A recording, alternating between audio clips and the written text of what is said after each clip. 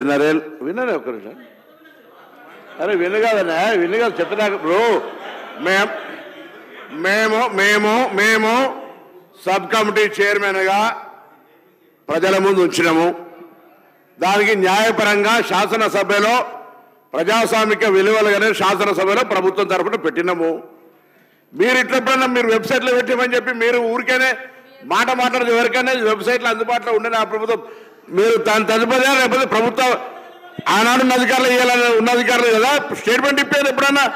ఎప్పుడైనా SKS survey public డొమైన్లో చట్టబద్ధత కలిగి ఉండేదా దాని గురించి మాట్లాడేటువంటి సందర్భం అవసరం లేదా? 2011 జనగణన ఆనాడు బీసీలది లేదు. బీసీలకు సంబంధించిన జనగణన చేయాలని అందరి ఆలోచన జరిగింది. దానికి సంబంధించి సర్వేలో సహకరించకుండా దీని గురించి మాట్లాడితే దానికైతే అర్థమే లేదు. నేనేమంటున్నా, ఎవరైనా ఒకవేళ ఆయా వారి గౌరవ ముఖ్యమంత్రి ఆనాడు అభిప్రాయం చెప్పుంటే మీరు ఇలా కూడా అదే అభిప్రాయంతో ఉన్నారో చెప్పండి. ఇలా జరుగుతున్న కార్యక్రమానికి మీరు ఏం మాట్లాడదలుచుకున్నారు? బలహీన వర్గాలకు సంబంధించి మీరు ఎస్కే సర్వే చేసిన అన్నారు, ఏం మార్పులు తెచ్చినారు, ఏం స్కీమ్స్ తీసుకొచ్చినారు, ఎవరికి బలహీన వర్గాలకు న్యాయం జరిగే కార్యక్రమం తీసుకున్నారు. మీరు ఇలా మేము కమిటీ చైర్మన్ ఉత్తమ్ కుమార్ రెడ్డి గారి గురించి బహిరంగంగా ప్రజల ముందు ఇచ్చినాం. ఇవాళ సభలో వస్తూ ఉన్నాం. 42% రిజర్వేషన్ల కొరకు చట్టబద్ధత తీసుకొచ్చి కొట్లాడుతాం. బరాబరి మేము పారిపోతూ ఉండలేం. 42% పార్టీ పరంగా అడుగుతూ ఉన్నాం. ఇక్కడ కూడా న్యాయబద్ధంగా చట్టబద్ధంగా పెట్టాలనే ఆలోచనతోనే ఉన్నాం కదా. ఇలా మేము ఎరగ పోదలేం కదా. మార్గదర్శకత రోడ్ మ్యాప్ ఇవ్వని అడుగుతుంటే రాజకీయం చేయడానికి ఉపయోగించుకుంటే వెళ్ళాము. ఎట్లీస్ట్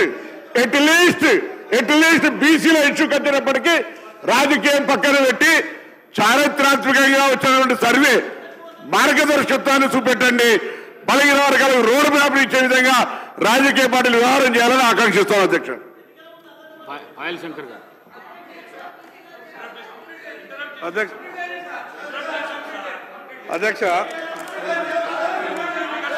అధ్యక్ష నేను చెప్పినటువంటి అధ్యక్ష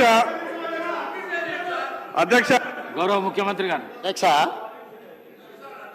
ఇప్పుడు 9.5 సంవత్సరాలు మంత్రిగా చేసిన మా తాతలు నేతులు తాగిండ్రు కాబట్టి మీరు మా మూతులు నాకండి. ఇట్లాంటి అర్థం పర్థం లేని చర్చలతోనే ప్రయోజనాలు లేదు అధ్యక్ష. ఇప్పుడు ఈ డాక్యుమెంట్ ఏదైతే ఉందో ఇది అఫీషియల్ వెబ్సైట్లో లేదు అధ్యక్ష. తెలంగాణకున్నది టీజీ ఆన్లైన్ వెబ్సైట్ అధ్యక్ష. ఇందులో ఎస్కేఎస్ రిపోర్ట్ లేదు.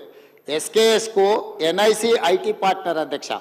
ఎన్ఐసి వెబ్సైట్లో కూడా ఈ డేటా డాక్యుమెంట్ లేదు. ఈ డాక్యుమెంట్ ఎక్కడుంది అధ్యక్ష? ఎంసీఆర్ హెచ్ఆర్డి వెబ్సైట్లో ఉంది. మరి చెన్నారెడ్డి హ్యూమన్ రిసోర్స్ దాంట్లో ఇందులో ఉంది. ఈ వివరాలు ఎవరు తయారు చేసిండ్రు, ఎవరు అందులో పెట్టిండ్రు, ఎవరు ఓనర్షిప్ క్లెయిమ్ చేయలేదు అధ్యక్ష. Point number 1.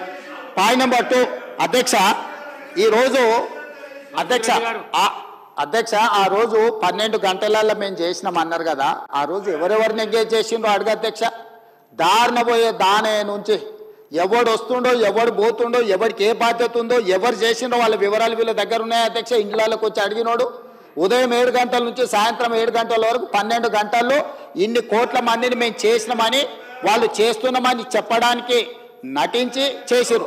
ఇవాళ మేము పకడ్బందీగా చేస్తే ప్రధాన ప్రతిపక్ష నాయకుడిగా ఆయన 9.5 సంవత్సరాలు మంత్రిగా చేసిన ఈయన ప్రభుత్వం మీద నమ్మకం లేదంటే ఇదే ప్రభుత్వం ఈ సభను ఏర్పాటు చేసింది, ఇదే ప్రభుత్వం ఈ సభలో డాక్యుమెంట్ పెట్టింది.